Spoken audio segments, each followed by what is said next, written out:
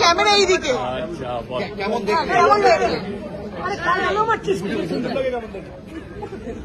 মিঠুনদা ভালো আছে, সুস্থ আছে এবং লাস্ট যেরকমভাবে দেখেছিলাম সেরকমই মজায় আছে।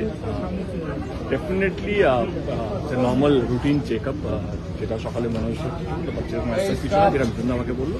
অ্যান্ড ডেফিনেটলি মিঠুনদা আর কি বলবো, তাতে ঠিক হয়ে যাক এটা ঠাকুরের কাছে প্রার্থনা করবো। যেটাই বললাম, মিঠুনদা আমার বাবারই মতো, সেজন্য আমার আর মিঠুনদার সম্পর্ক কমপ্লিটলি শব্দ দিয়ে বোঝানো যাবে না। আমি ঠাকুরের কাছে প্রার্থনা করবো তাদের সুস্থ করে দিই এবং আমার মনে কালকে ডিসচার্জ হয়ে যাবে।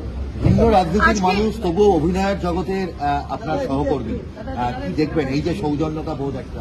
আমি যেই রাজনীতিতে সম্পর্ককে সম্মান দেয় না, সেই রাজনীতি আমি করি না। আমি এটা আজকে নয়, আমি 10 বছর ধরে, এটা আজকে নয়, এটা আমার 10 বছরের যা বলবো পালন করে এসেছি।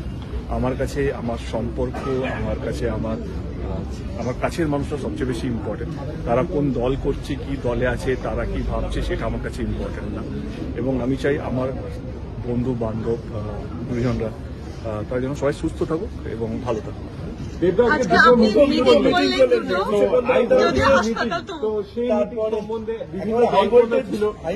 আমি আজকে একটাই কথা বলবো, যেটা আমি লাস্ট যখন এয়ারপোর্ট থেকে বেরিয়ে বলেছিলাম, কি আমি চাইলেও যে আমি বেরিয়ে যাবো বা আমি দাঁড়াবো না, সেটা হবে না। দিদির মতামত খুব ইম্পর্টেন্ট। আজকের জন্য একটা লাইনই বলতে পারবো বা বলতে চাই, কে যা বুঝতে পারছি, যা দেখতে পাচ্ছি, আমি রাজনীতি ছাড়লেও আমার মনে হয় রাজনীতি আমাকে ছাড়বে না।